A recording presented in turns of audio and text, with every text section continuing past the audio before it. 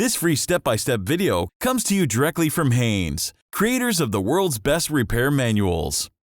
Fix your car or truck the right way with our accurate and reliable information at your side. You can complete more than 200 jobs on this vehicle when you purchase the complete online manual at Haynes.com. Tail light bulb replacement. Open the lift gate. Remove the rear tail light housing fasteners. Remove the housing. Twist the bulb holder counterclockwise and pull it from the housing.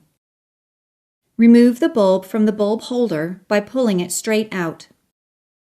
Insert the new bulb securely into the holder.